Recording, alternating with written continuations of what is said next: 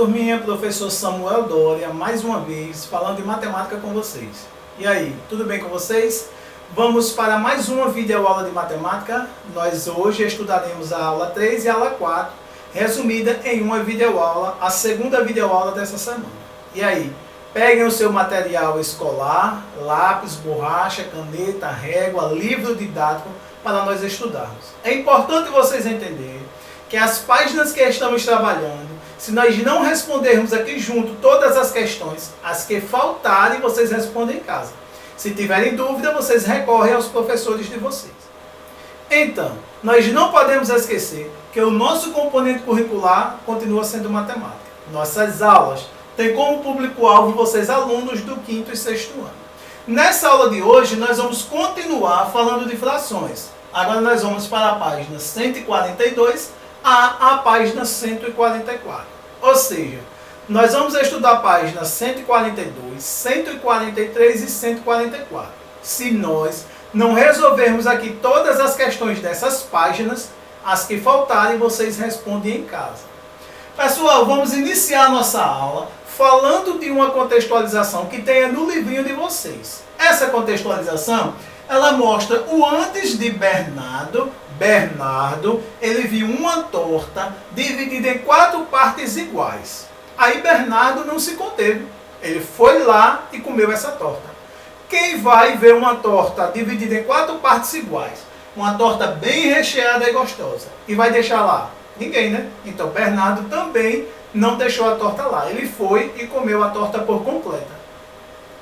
Então, antes de Bernardo comer, nós tínhamos uma torta dividida em 4 partes iguais. Bernardo foi e comeu todas as 4 partes. Depois que Bernardo comeu todas as 4 partes, veio Cauã para questionar com Bernardo. Então, aí Cauã, com raiva, né, porque Bernardo tinha comido a torta por completa, ele perguntou: você comeu uma torta inteira? Na verdade, ele nem perguntou, ele afirmou, porque ele viu que a torta não estava mais lá. Aí foi Bernardo e disse: eu só comi 4 quartos. Olha, que ironia dele. Ele disse que só comeu 4 partes das 4 partes em que a torta foi dividida. E aí, pessoal, vocês acham que ele falou de forma correta?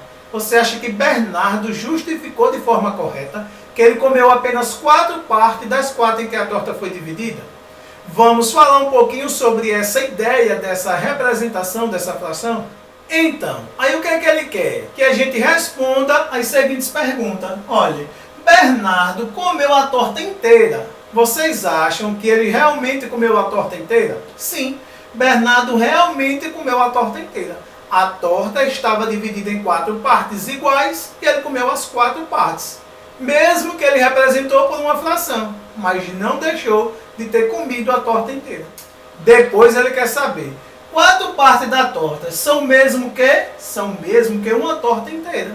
Ou seja, todas as vezes que o númerozinho de cima, chamado de numerador, foi exatamente igual ao númerozinho de baixo, chamado de denominador, ele representa um inteiro por completo.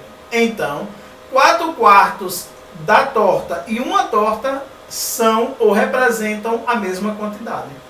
Então, pessoal, 4 quartos representa um inteiro. Logo, 4 quartos é igual a 1. 4 quartos em relação à torta é uma torta por completa. Olha, aí nós vamos para um outro exemplozinho do livro de vocês. Observe como representamos com uma fração a quantidade de figuras pintada e completa. Primeiro, preste atenção. Nós temos aqui uma figura dividida em 1, 2, 3, 4, 5 partes.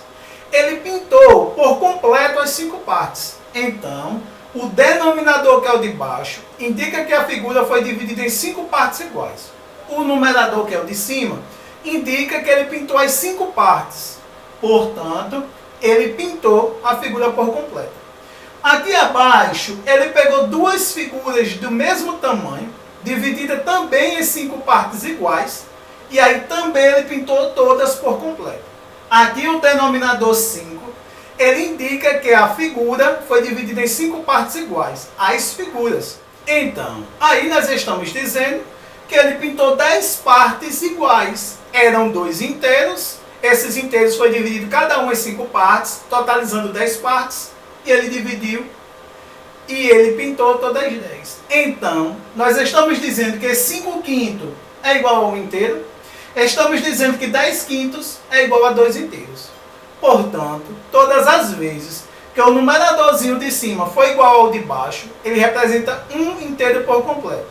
Todas as vezes que o numeradorzinho de cima for o dobro do de baixo, ele representa 2 inteiros por completo. Então, aí para a gente concluir, nós vamos dizer o seguinte, que frações que representam números naturais são chamadas de frações aparentes. Frações aparentes são aquelas frações que são escritas sob forma de fração, mas elas representam números naturais. Nós vimos ali que o inteiro, que era o desenho, foi dividido em 5 partes iguais, ele pintou todas as 5. Nós poderíamos dizer que ele pintou 1 inteiro por completo. Mas aí, nós acabamos dizendo que ele pintou 5 quintos daquele inteiro. Então, vamos aqui. Em cada fração aparente, divida o numerador pelo denominador e descubra o número natural que ela representa. Ele nos deu aqui algumas frações aparentes, 12 quartos. Ele quer que a gente divida 12 quartos e represente por um número natural. Olha, é óbvio que 12 dividido por 4 é 3.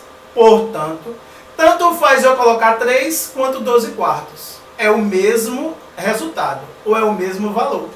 Depois ele nos deu 21 terços. Olha, 21 dividido por 3 é 7. Portanto, 7 pode ser representado ou pode representar a fração 21 terços. Depois ele nos deu 10 meio. Então, aí ele nos deu 10 meio. 10 dividido por 2 dá 5. E por último, ele nos deu 20 quintos. E aí nós sabemos que 20 dividido por 5 é 4. Portanto, nós estamos dizendo que 3 representa a fração 12 quartos. Que 7 representa a fração 21 terços. Que 5 representa a fração 10 meio. E que 4 representa a fração 20 quintos. Então, para nós sabermos qual é o número natural que representa uma fração, basta eu dividir o numerador de cima pelo denominador, que é o de baixo. Agora nós vamos para a questão 5. Escreva 2 frações aparentes para representar cada número. Olha, ele quer saber o número 1, representado sob forma de fração aparente. Quais possíveis frações nós poderíamos usar? Aqui eu vou escrever uma para cada questão e vocês escrevem outra. Para o número 2, para o número 3 e para o número 4. Aí, como ele quer que a gente escreva uma fração aparente, na verdade 2 frações aparentes, para representar cada númerozinho natural aqui dado, eu vou escrever uma fração aparente para representar cada númerozinho natural aqui dado. Vocês escrevem outra.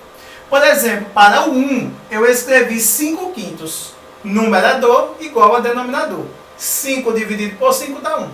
Para o número 2, 10 quintos. Numerador é o dobro do denominador. 10 dividido por 5 dá 2. Para 3, eu coloquei 9 terços. 9 dividido por 3 dá 3. E para 4, eu coloquei 8 meio. 8 dividido por 2 é 4. Portanto, reafirmando, quando você quiser escrever uma fração aparente para representar um número natural, basta você escrever uma fração em que a divisão do numerador pelo denominador, o resultado, chamado de quociente, seja aquele número natural que você está trabalhando.